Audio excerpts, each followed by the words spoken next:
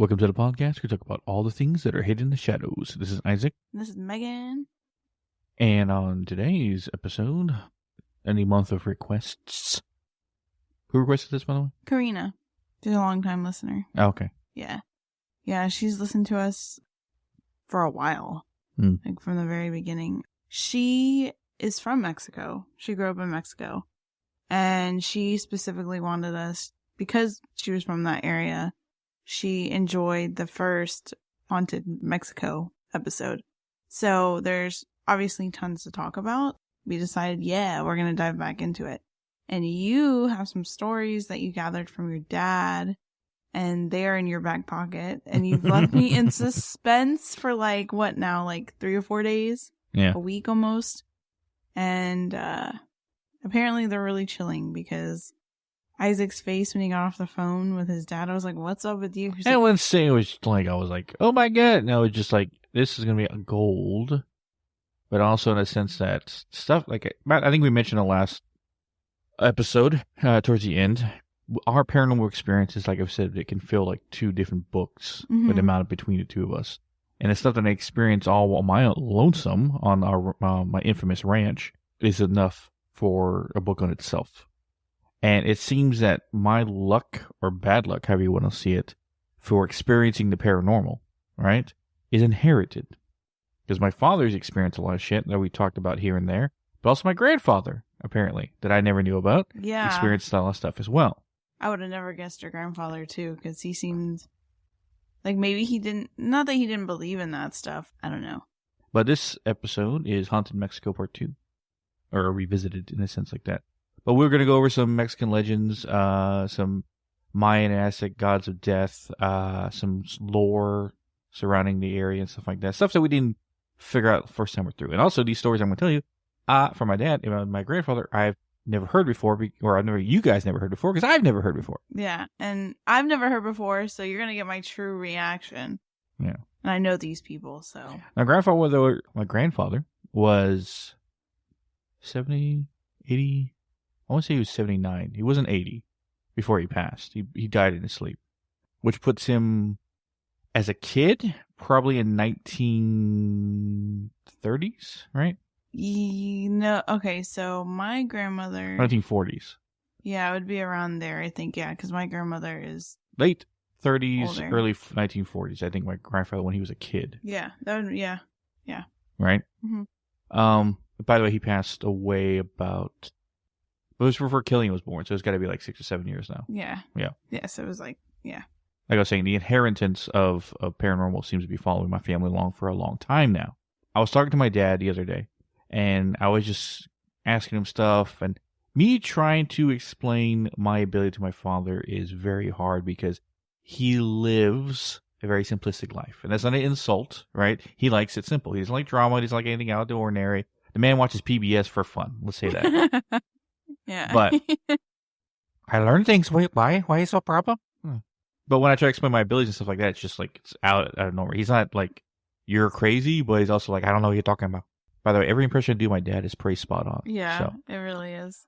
But no, I would ask him things about paranormal stuff just because, the conversation I had with my father was mostly about sports and stuff like that. But I want to know more about like paranormal things he experienced. And he's told me stories here and there when I was young and stuff to scare us, like, don't go over there, that cuy will get you, or chupacabra, la llorona, if you're a Mexican kid or Hispanic kid, you've heard all the stories about keeping you, scary stories, stuff like that.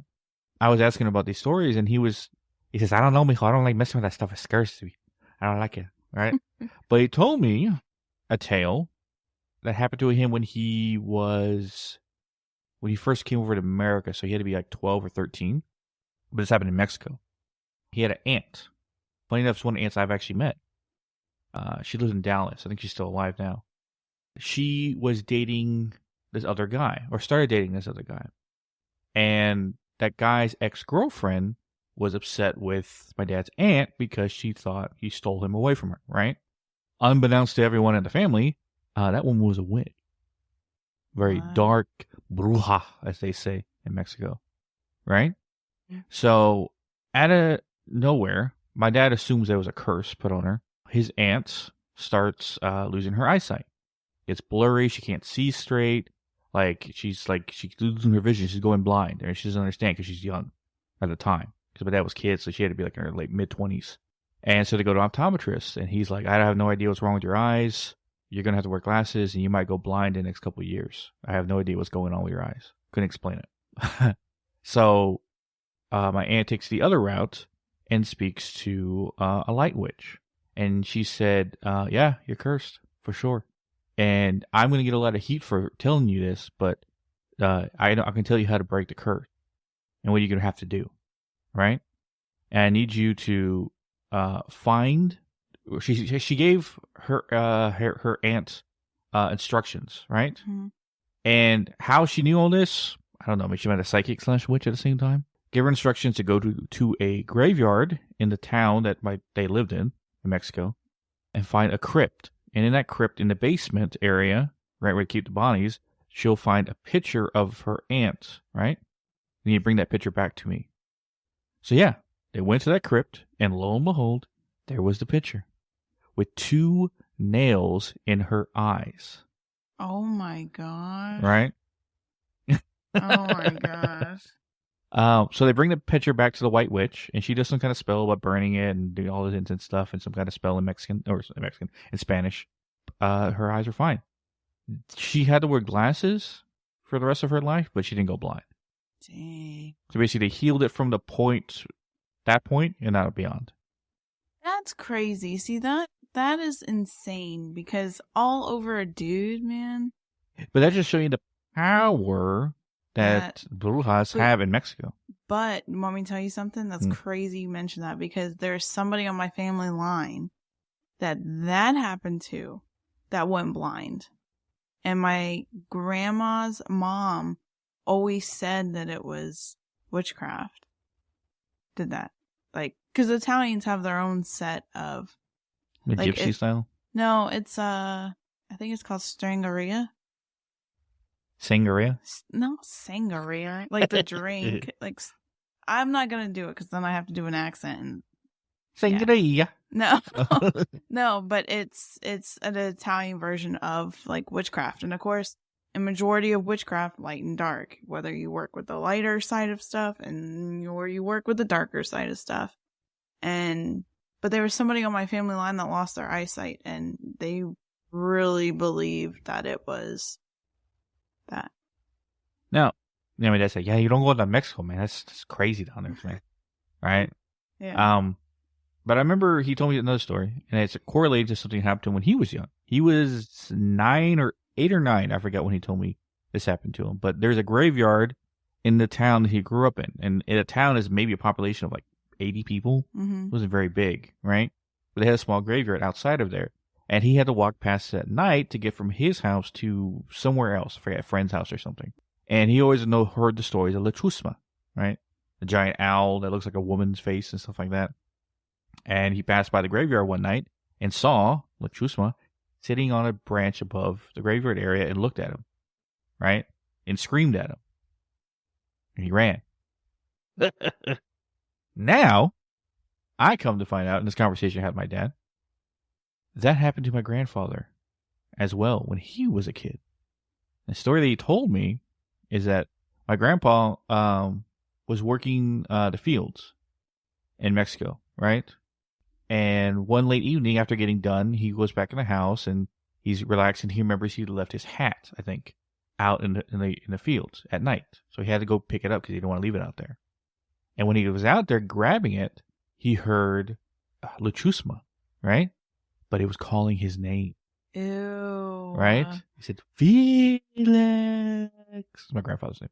Yeah. You know, Felix, right? And he sees it, and like the big, giant, winged woman face owl starts flapping his wings like, woof, woof, like loud. And my grandpa was like, and he runs out of there. But he heard it call his name. Ew. Yeah. Those are the stories. Dang. No, that first one. And it's crazy because people don't really believe like another person can have that power over you. But just from the couple years that we've been doing like investigating in the podcast and stuff like that, I have found so many stories on just the level at which hexing and cursing and all of that stuff can get, like, it's insane. Like, I mean, I knew it existed, but I didn't know to that level. I mean, my dad's always told me stories, like, of stuff that he saw in Mexico, but most of it was, like, bruja stuff and, like, crazy things. But in the paranormal wise, the things he experienced, he tried to avoid the most, because my dad didn't like dealing with anything paranormal whatsoever. Yeah. So. Yeah. But my only trip to Mexico, I had a paranormal experience by seeing, dang it, what was the name of the wolf? Oh, I forgot the name, but it's like the black and the white wolf, right? Mm-hmm. I see it sitting on a ledge, and I bark at it or yell at it, and it doesn't even pay attention to me. Which, what dog in the world would not pay attention to somebody? And it jump off the ledge, off a cliff, and disappear. Right? And it looked like a giant white sheepdog wolf kind of thing. I was just like, what the hell is this? It is sitting on the ledge. Like, why is there a dog out here that I didn't see in the little village my dad grew up in the whole entire time we were there? Mm-hmm. And the one night I see it on a full moon, I had to go outside to take a piss. Well, funny enough, I made sure to grab an urban legend from Zacatecas, where your family's from. Mm-hmm. So that's going to be interesting. Zacatecas is the big city. Yeah. And my dad probably grew up in a village outside of it. Yeah. I want to say about 45 minutes to an hour outside. Then again, I didn't really pay attention to distance. I just know it took a little bit to get from the town to Zacatecas. Yeah. Yeah. Dang, that first one. Chills, man. So I guess it's kind of like my turn to start diving into the urban legends. I got a couple more that are different than the ones that we talked about. And funny enough, this was an easier time picking out the urban legends. Like, first time we dove into Haunted Mexico, I had a little bit of an issue, like, finding things. I had to do some digging. But this time, there's a lot more articles and stuff coming out about different urban legends. But the first one I wanted to talk about was this spot that we never talked about, and it's in Guadalajara, which I'm just going to say this ahead of time. My pronunciations, anybody that's listened for a long time knows my pronunciations of things is not keen. And just to say, I specifically typed it in where, you know, like in the translator where you can hear it being said, and I phonologically, I guess, wrote it out. So hopefully I don't butcher it too much. And your glinga comes through in your words, like taquito. I don't say taquito. No. You can cook the food, but you can't pronounce it. No, I just get awkward when I start having to do accents. You want some enchiladas? No, I don't say it like that. Don't you even paint that pinch. No, don't paint that picture, because I don't sound like that. Now my grandma, when she You're making it tacos again. Yeah, or what? I don't know how she tends to turn everything into Italian, but she'll be like, enchiladas, is that like enchiladas cucalagumba? Grandma, no, like, what is that even? But my grandma's as like Italian as you can get. Like, she grew up in Brooklyn, so yeah. she's like, yeah, really Italian. Like, her family is like 100% Italian, and so yeah. But the first spot that I wanted to talk about is in Guadalajara, Mexico, and it is the Santa Paula Cemetery. And there is tons of urban legends and lores on like people that haunt that area. A lot. So I'm just going to go over a couple, but we might actually post more about it on our Instagram or even on our TikTok. So the cemetery itself is a historical cemetery. It was opened in 1848 and closed in 1896. And the reason why they even built the cemetery was basically to house more of the deceased, especially during epidemics. It housed many historical figures, but in 1952, the tombs of the most notorious people were moved to the Rotunda de los Jaliscienses, I believe it's called, in downtown Guadalajara. So, basically, 1952, they moved a lot of the, like, famous or notorious people there, but the ones that the legends are focused around are still there. It is currently a museum for tourists and history buffs, and it offers night tours. So if you're in that area, you technically can go toward this cemetery. But it is a huge focal point on haunted spots in Mexico. So the first legend dates back to May 24th, 1882. A huge storm was about to hit Guadalajara, and a couple was putting their son to bed.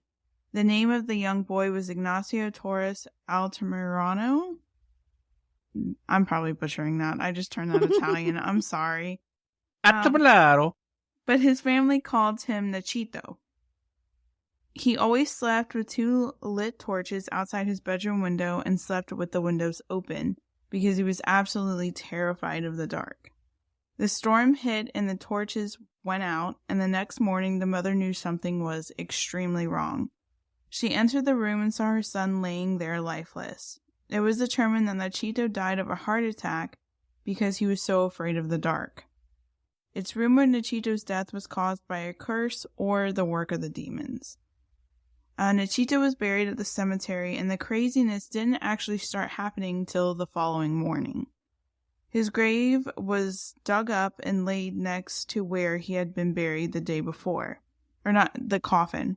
This completely horrified the residents and the parents of Nachito, and this kept on for 9 straight days. The conclusion from Nachito's parents was that he was so afraid of the dark that he didn't want to stay in the dark even in the afterlife. They ended up making a stone coffin that stood on 4 pillars above the ground, so Nachito could always see sunlight. Rumors had it that people had seen the boy or heard the boy while visiting the cemetery, and some have even seen it. How they described it was it almost looks like somebody is carrying balloons, but the balloons were just floating. There's no apparition holding the balloons, it's just balloons floating as if somebody was. Why does that give me It vibes? Yeah. They all float. Oh, weird. Yeah, I know. Yes, but a lot of people tend to leave offerings for the young boy, such as small toys or favors. And on April 30th, which is known as Children's Day in Mexico, also on near Christmas, people come and leave small toys and plush animals as offerings for the boy. So that is one story. Now, the next story, I didn't even know that Mexico had a legend like this, but this one's called the vampire legend. And the tree that is focused around this legend is known as the vampire tree, and it's in the actual cemetery. Mid-1800s, small animals were found dead and without blood all over Guadalajara. After months, animals began to turn into infants, so instead of moving, they went basically, whatever it was, went from small animals to now infants. Not that the dead animals were turning into infants. I said that wrong. I said that weird. Sorry. But it went from being small animals to draining the blood and killing small infants. Eventually, a group formed to begin to hunt these quote-unquote vampires. The group grabbed a few suspects and grabbed the one that looked the most vampiric looking. Drove a stake through the man's heart and then took the man's body to Santa Paula, which is the cemetery that we're talking about, and placed it under a large stone grave.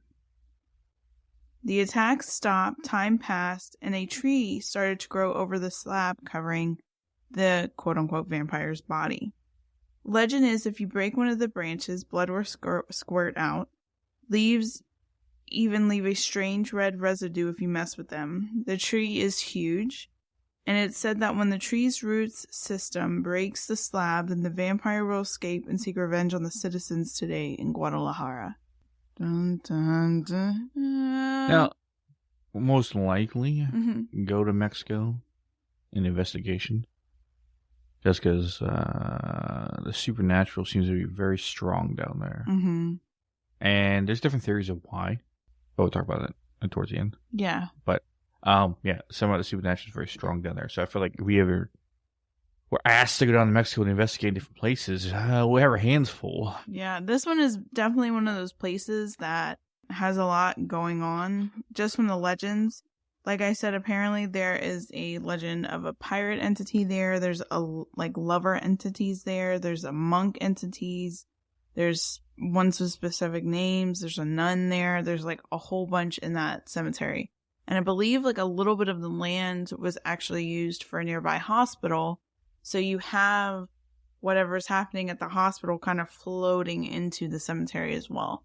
It reminds me of, when I was looking at it, kind of that cemetery that's in New Orleans that has like a lot, it's super old and has a lot of the mausoleums or monasteums, however they call it. Mausoleums. There you go. That's kind of like what it reminds me of for some reason. Okay, moving on. So, like I said, in past episodes, the last couple of episodes, I kind of wanted to find Aztec or Mayan lore and legends. I didn't find a lot, but I did find that like the Aztecs' view on the afterlife, which I thought was interesting. But also they believed in this, not legend, but they believed that the spirits of human women who died in childbirth on 5 specific days of the Aztec calendar, they descended to Earth and haunted crossroads, hoping to steal children whom they couldn't have themselves. I think it's called, I'm not even going to say that. It is really, I'll put it in the description if anybody wants to look up, because it is like definitely, it's an Aztec word. Like it's definitely, yeah. But I found this was interesting as well, looking up the things about Aztecs and Mayans. There's something called the Cantares Mexicana, which was an important collection of lyric poetry transcribed into Roman letters around 1550 CE, about 30 years after the fall of Technolocon, I think. I'm not sure. In the Technolocon. Yeah. In the 1985 edition of the poems, John Beers-Horst interprets the poem as ghost songs and were intended to summon the spirits of dead Aztec warriors back to Earth to help descendants summon spirits of the dead Aztecs warriors. The ghost would descend from the from heaven, fully armed and ready to fight. Payment would be human sacrifice. But I mean, that's all. When you think about it, they were transcribed, in 1550 CE. They really translated from Spanish into Roman, so yeah, or English at the time, I guess. Yeah. I guess a small history of the Aztecs and what made their demise, and those who know their history, it was Cortez and the Spaniards. Which is funny. I just had the thought. If someone's listening to this episode, I wonder if they realize that I'm Mexican. I don't know. Yeah, I mean, I know I don't sound like it, and that's my mother blames my father blames my mother. So, I wanted you to have a proper chance in this world and stuff like that is their excuse. My father had a hard time because of his accent, how he talked to people. Yeah. And you hear no accent in my voice. And people think, are you half Mexican? No. I'm 90%. The other 10% is Chitao native. But it's indigenous, all, and half Spaniard. But if you know your histories when it comes to Mexico, and I know it's brief in American history it's ever taught, but Cortez conquered the Aztecs because Montezuma, who was the emperor at the time, thought Cortez was Quetzalcoatl, right? Aztec god come down to earth because he's shiny metal, he had guns, he had power, could command like kaboom sticks and stuff like that, right? With cannons and swords and stuff like that. They thought them gods. And when Cortez showed his true colors and wanted to conquer everybody, that backfired pretty quick, and the Aztecs went to war with the Spanish. And even with disease wiping majority of them out, and with fighting muskets and swords and cannons with the Aztec sword, which is essentially like a big paddle with we call obsidian stone, all pieces of it in the edges, look like little spikes all the way through, that could cut the head off a horse with one swing. How sharp these obsidian pieces were, right? Lost by an inch. When I say it was a race, lost by an inch, taking on the Spanish. That's how brutal and war tactic and strong the Aztecs were. So they were getting wiped out by disease on one end and fighting muskets and cannons and swords on the other end. Mm-hmm. And they still lost by a little bit. And also it's because Montezuma, being a piece of crap that he was, right? betrayed the Aztec people by allowing the Spanish in as well. So 3 fronts, from betrayal and disease and fighting that, they were wiped out. Dang. Which most people, if they learn anything about the Aztecs, is that they were a high society civilized people. They had waterways, they had plumbing, they had markets, they had their currency, they had everything. They had a layer of we call it of hierarchy, right? Of emperors and stuff like that, the family traditions, like kings and queens. But they were seen as savages by the Spanish. And that history is the reason why I'm half Spaniard and half Aztec. That all Mexican people, at least half Spanish and half whatever indigenous was the tribes and areas that usually originate from. Mm-hmm. So, dang. But one thing I found super, super interesting when I was kind of looking up the Aztec and Mayan stuff, I personally didn't find a lot on Mayans, but I found a lot on the Aztec views on the afterlife. I thought it was interesting that the Aztec views on the afterlife, the souls of the Aztecs went to 3 different places. The pronunciation, the Teolocan, the Mictlan, and the Sun. The Aztec idea of the afterlife for fallen soldiers and women who died in childbirth would have their souls transformed into hummingbirds and follow the sun on its journey through the sky. Those who drowned would go the Teolocan, the first level of the upper worlds. By the way, Teolocan, right? That's the city in the new Wakanda Forever. I thought so. It sounded familiar when Those who died at water go to Teolocan. Teolocan, right, is a city in the underworld, which, not to derail you, but Kukulkan, right, which was a serpent god of the Mayan belief that had wings, like bird wings on his edge, and he was a serpent god and stuff like that, who they thought, the people of Teolocan and the Mayans thought Namor was. That's why he's named Kukulkan, right?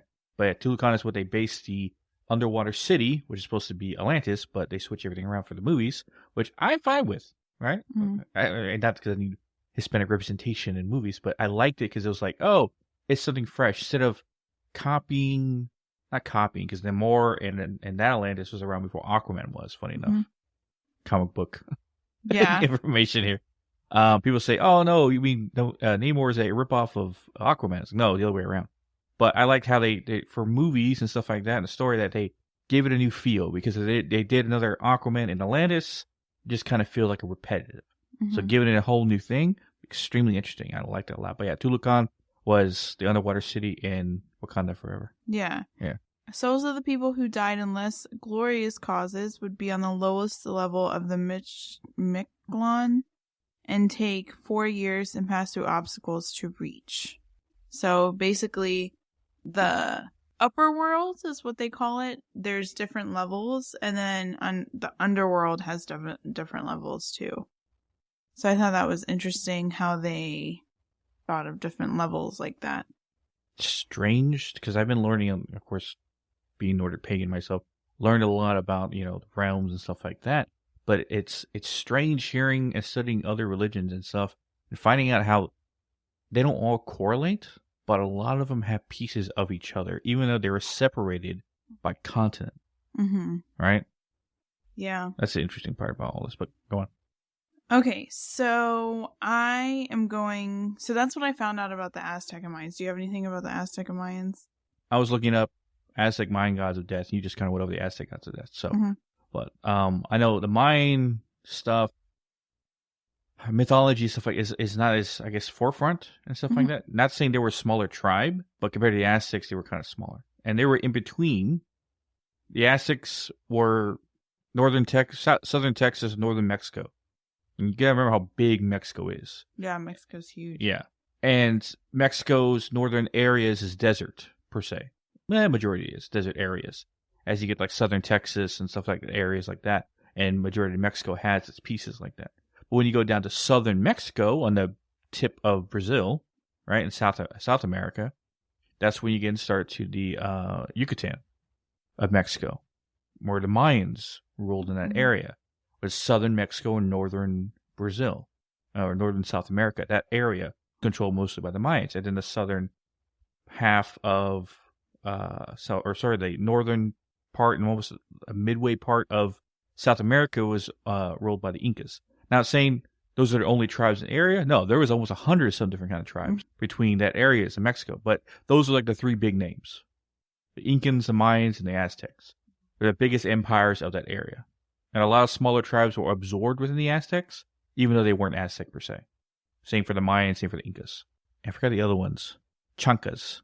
The Chancas were the ones that made the deal with the Spaniards to help fight and betray the Incas in order to take more control. Yeah. A lot of fucking infighting.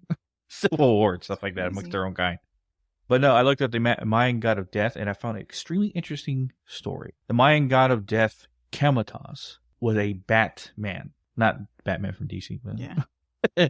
but he was a Batman or a man-bat, right? He had like the head of a bat, but human legs and arms, and he had wings and stuff like that. Essentially, he was a god of death and stuff like that. Now, the Mayan gods created him or put him in charge of ruling over the death and stuff like that. But what happened was, when the Mayan gods fulfilled a promise to humanity, saying that we'll lock up all the demons in the underworld, which they did, right? They locked up all the demons in the underworld.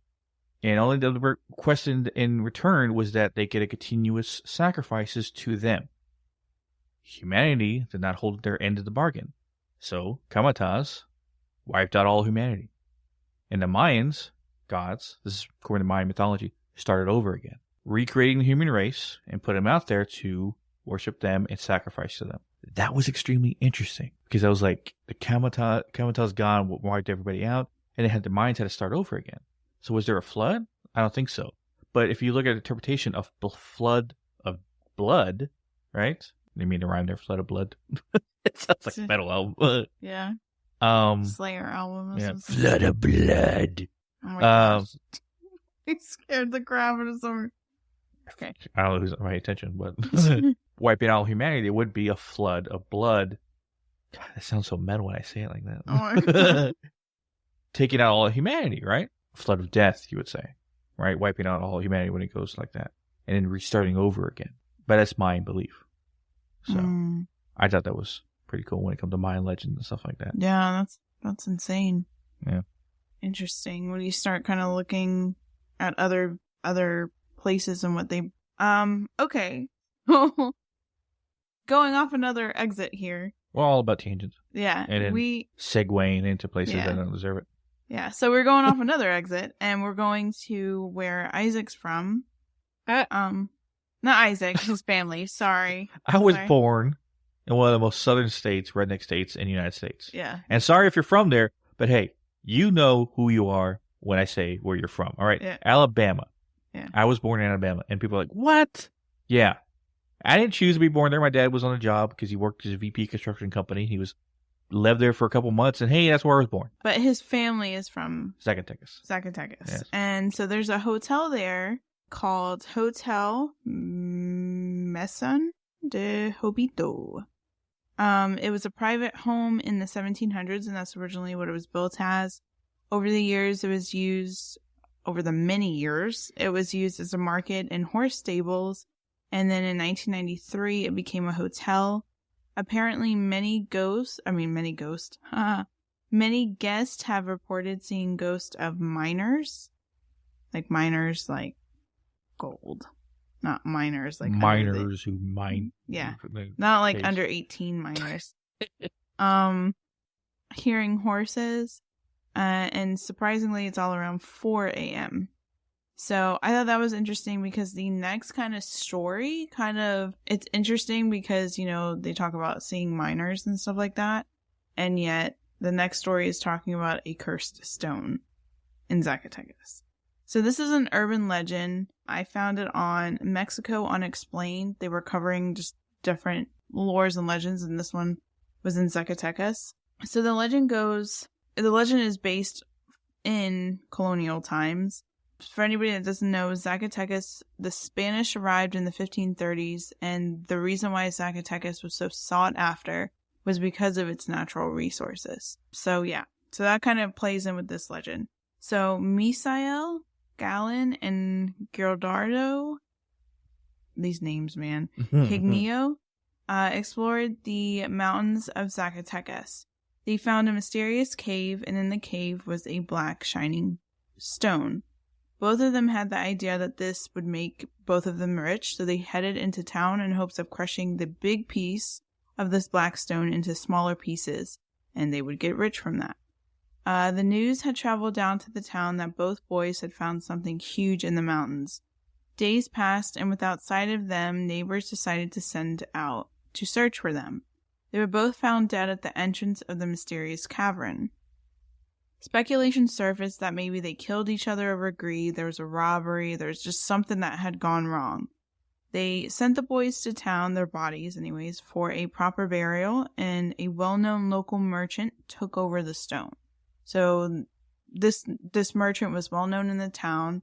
He didn't have any kind of like weird things going on, but he basically had the stone at that point. Days after the boys had been buried, the same merchant ended up killing his wife and committing suicide. The neighbors were astonished, and they said that the man and the woman prior were completely fine. They didn't understand basically why this was happening or this had happened. There was some talk amongst the town, and they basically said that they believed that the black stone was cursed. And either that it came from the devil itself, or it had been cursed, maybe someone had cursed it.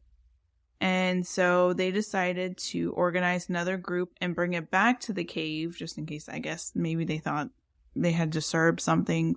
So they send a group, bring it back. It had been days, and they hadn't heard anything from the group. Another group goes and tries to find this group. The group is found dead at the entrance of the cave. Apparently, it is still on the wall of one of the Zacatecas cathedrals. And there's a small brass bell that you can hear when anyone gets like too close to it. But they believed that over like the retelling of legends, there was the speculation that the black stone was cursed by an indigenous shaman when the indigenous tribes were being pushed out. Because that was when this had happened after, obviously, a lot of the indigenous tribes were pushed out and the Spanish came in and all that stuff. That reminds me, I don't know the same story now, but I remember something about a black mirror made of obsidian. It was taken from an Aztec or Mayan temple, I forgot which one. That supposedly by stories allowed them to see the future. Or you could see things by looking into it. Oh, wow. And it was taken by Spaniards or somewhere from the Mayan Aztec tribe and either sold on a black market in one of the first times. Like they took it from Mexico to Spain, and then it's somewhere in Europe right now. Oh, wow. Yeah. But that sounds almost exactly similar. Well, I think it's interesting. They didn't say specifically what the black stone was, but obviously obsidian's black, and you said that they used one of the tribes used that on their swords, right? Aztecs, Mayans, they both used obsidian because it's a sharp stone. Mm-hmm. And yes, anybody who's ever been cut with obsidian, that stuff can cut through a lot of stuff if sharpened. Yeah. And yeah, they used it to in war. But funny enough, the Mayans and the Aztecs, I think, they didn't like killing their opponent. They felt killing your opponent or killing your enemy was seen as you're a poor warrior if you kill your opponent, because then you can't sacrifice them. Right? So they were very precise with their cuts and their blows, and hence why the weapon has more wood than it does obsidian pieces. It's not a continuous blade all the way around. It's like almost like little spiked chunks that are separated by an inch each. That's crazy. Yeah. So this one I thought was interesting. This one is a haunted location in Mexico City. It is called the Moida House. What? The Moida? That sounds like murder. That's what when I typed in the house name, because I want to make sure I was pronouncing it correct, they pronounced it Moida, but it sounds like a Boston person going, you know, that Moida house. Oh my gosh, it's not funny, but it's funny. There was a person that I don't know if she covers just Mexico's like haunted legends, but she has a website called Amy's Crypt. So if you want to know more about like specific Mexico legends and stuff, more so than what we've talked about, check her out. It's a blog called Amy's Crypt. But she had told an urban legend, and it is an urban legend. Like there's no 100% hard proof of it, but there's a house that it's kind of funny because I was looking at it and I was thinking, you know, that's kind of like on purpose maybe a house that me and Isaac would like live in, because it's all black. It's like very, I don't know if it's because maybe it's whoever lives in it now, because it's a private residence, if they modernized it, but it's like that all black, like modern looking Addams Family home. So apparently there was I don't know exactly when this took place. They didn't really say a date, but an 8-year-old boy by the name of Marcus decided to check out this abandoned house. So at the time it was abandoned. The house is all black, by the way, like I said. He had begun to explore this house and had said that as soon as he entered, he started hearing voices coming from the rooms. But that didn't deter him. He decided to explore even further into the house. There was one specific room he saw an apparition of a hanged man from the ceiling. Apparently, the thought of the hanging man scarred Marcus, and he thought about it for years on end. Now, this is the creepy part. 10 years later, he went into the same room and hung himself. There are some scary explanations that have been conjured up about that incident. One believed that there was extremely dark entities there that attached to Marcus and pretty much like ate at him and ate at him and ate at him until it convinced. Because I think there has been like reportings of dark entities influencing people to kill themselves. Kind of like a Suicide Force. Yeah, or that one. What was the? Oh my gosh, I remember. I think you were telling me. I think Ghost Adventures investigated the house or something. But you were telling me, and every time that I never got chills like that before. But you were telling me the girl was like possessed, or the guy was retelling the story. The girl got possessed and she jumped off a bridge. Oh, that was she was running in a suburban city. Really? Yeah. But it was an actual possession case? Yeah. She ran down the street and then jumped off a bridge head first and snapped in her neck and died. Oh my gosh. Yeah. But what I'm saying is there has been actual cases where a dark entity has influenced somebody to end their own life. So that's not too far-fetched. Yeah. And then another idea is that Marcus actually saw himself hanging. And it messed with him his entire life.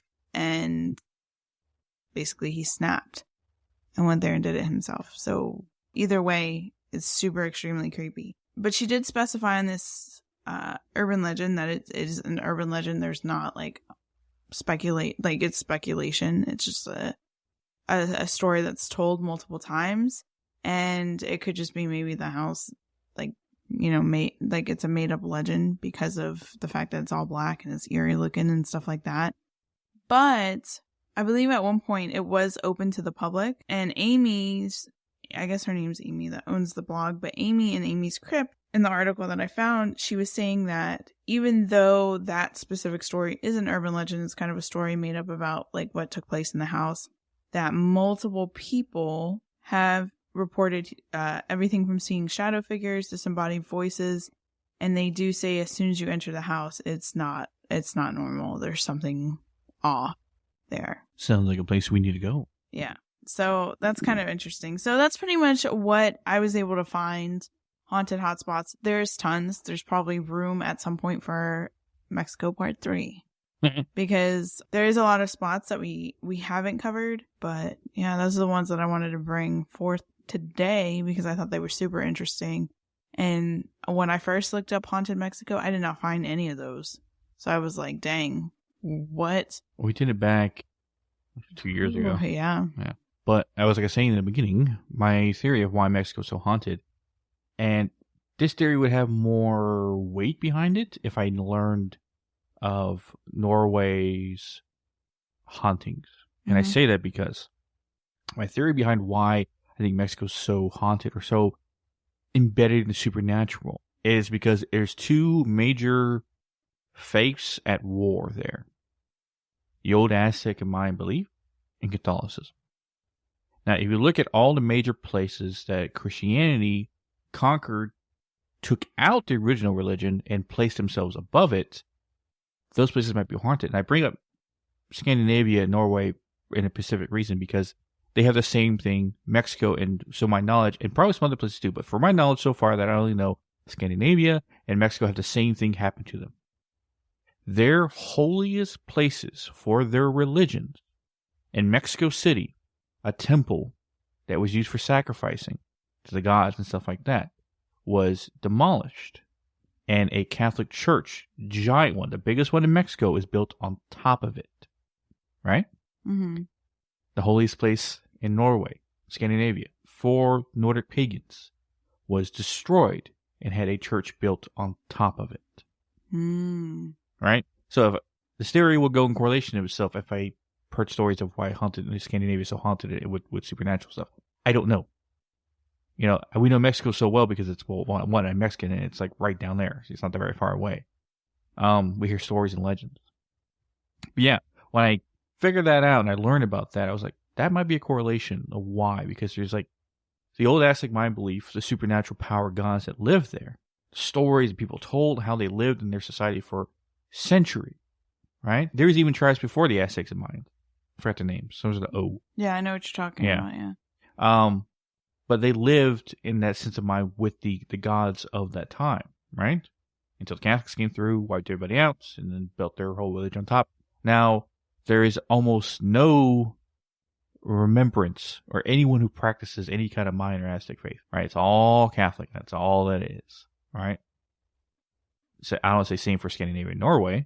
I don't know. But I know that their most holy spot has a church built on top of it. Yeah. So, and but that made me think and wonder why is it so supernatural there, especially with dark magic and dark worship and stuff like that. But yeah, there's this video I saw. Mm-hmm. It went through TikTok of these investigators, paranormal investigators, who stumbled upon a graveyard where witches were performing dark things, and they had their followers chasing the investigators and trying to kill them. Whoa.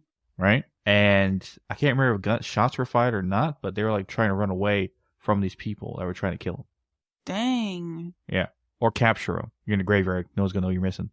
Yeah. So, yet the dark magic is very strong there. That's why it's like, I think it's very haunted, especially with legends and lores and stuff like that. Chupacabra, to La Llorona, to La Chusma, to all the other Mexican urban legends and stuff like that. They're down there. So that's my dad experience. And my grandfather, apparently. But yeah, that's my theories of why it's so, the supernatural is so strong down there. Yeah. And it you say it's strong down there with their legends and stuff like that, but you gotta think America, how many urban legends we have? We have urban legends per state. Yeah, that's true. People say, oh, supernatural so strong in Mexico. No, because there's more people believing it exists. One thing that I noticed is apparently even Mexico has a hitchhiker phantom lore, right? And I was thinking in my head, because like when I was typing it out, because I was going to tell it, but then I was like, nah, then I was thinking, holy crap, like our state, like each one of our states have a hitchhiker phantom story. Yeah, who's the first? Kind of like ripping each other off, like covering the same song. Kind of, but I mean, it's not that far-fetched. Like when you think about it, like how many people probably have died over the years on a highway, and some of it's residual. Now, funny enough, one thing that's still practiced is Dia de los Muertos, right? Day of the Dead in Mexico.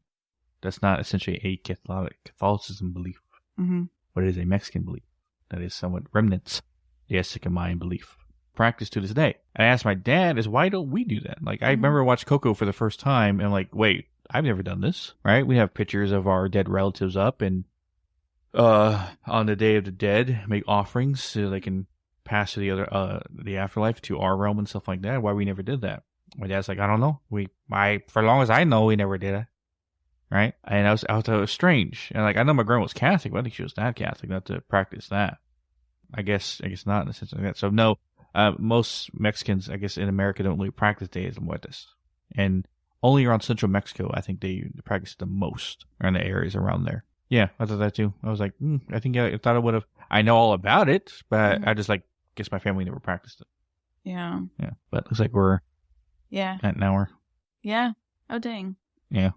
I had a feeling this one was going to go kind of long just because it. And I hope, Karina, if you're listening, this is a shout out to you. I hope you enjoyed this episode because I know this was a more definite request of yours because I know you enjoy, the Haunted Mexico series. Hopefully we could do a part 3 maybe. Have we done Haunted Italy before? Yes, but it was more of like haunted locations, not necessarily lores and legends and like all of the above. We can if you want, because I mean, we did my people's, and I can do probably yours. Yeah, and I could share kind of like some whacked out stories that my grandma has. Yes, well, I guess it's not the same, but it's kind of funny how we correlate the same. We were both. No, I have a little more closer to the the motherland than you do. Though your grandmother's 100% Italian, right? Mm-hmm. She's not from Italy. My mom's, yeah. No, so it goes, my grandfather was from Italy. Like, he came over, he fought in World War II in Italy, and then came over to America. He is 100% Italian. Like, he had that Italian accent and everything. That's what your grandparents are, but your dad is not Italian and stuff like that. Which is funny, is that I thought to myself, was like, my father was from Mexico, and I sound like this. Mm-hmm. Right? Yeah. And it's funny when you think about it, because, like, I met other people, kids, mm-hmm. right, whose parents are from Mexico and stuff like that. And no, they do not sound like me. Yeah. Right? They have an accent because they speak Spanish fluently. Yeah. Especially parents who are, like, just from Mexico. Yeah, Spanish was probably their first language. I mean, I was taught it when I was a kid, but I grew up on Power Rangers and Sesame Street, so not novellas. Yeah. But. Yeah. But no, we could definitely do a Haunted Italy. I think that would be kind of cool. Yeah. Plus, my family line, it goes back with some crazy stuff. Crazy stuff. Put it to you this way, my family line is so crazy that I've actually had some psychics not want to read me because of it. Now, I had a couple at the very beginning. Now, not so much, but at the very beginning, they wouldn't read me because of my family line, apparently. Well, that's a marker for a future episode. Yeah, so we'll probably do that in 2023 because we're rounding out. So next episode, we are going to be covering, paranormal games. Ooh, I just got like a sage smell in my nose. I don't know what that is. I get that for some reason, and I can't figure out what the reason is, but it's like wood burning, sage. I don't know why. Warning of some sort? Like maybe just, I don't know. I'm not the only one. There's a lot of people that apparently get that, and it's not medically involved. Anyways, so we're going to go over paranormal games, and I kind of want to throw in Ouija boards as well, because technically that's a paranormal game. You already do Ouija boards then? We did it on haunted objects. I think actually we did a separate Ouija board. Yeah, we did a Ouija board episode. Yeah, that was like first of the first. Yeah. I actually have some family history, funny enough, with Ouija boards and why it is almost like it is against my family to like even bring one into the house. And I will explain why. And we'll kind of re-go into that. And then obviously like cursed games, paranormal games, like weird things that people want you to do. I also kind of want to go into more of the Randonautica app, and I kind of want to test it. We've never done the Randonautica. You have. I haven't. So I'm kind of curious. One day maybe we'll go out and we'll see what happens. I don't know. Nothing we can't handle. Yeah. I don't know. I was always scared to do it, but I feel like I have more grounding now to kind of, because I heard so many stories about people that did the Randonautica app and they found dark stuff, and I just don't want to do that. Like dark people, not dark entities. Because dark entities and dark people are two different things. Well, I guess either way you can. But anyways, now I'm just on a tangent. So. Yes. Look forward to next week. Yes. And that one, Mariah, she has come on as a guest because we helped her before. Mm-hmm. She requested that because she thought it was interesting. So. But as always, guys, you can catch our social medias at Hidden the Shadows Podcast on Instagram, Hidden the Shadows 6 on Twitter, Hidden the Podcast 2 on TikTok, and links to all of social media and all ways you can listen to us at hiddentheshadowspodcast.com. But as always, we'll catch your widows in the next one. Yep.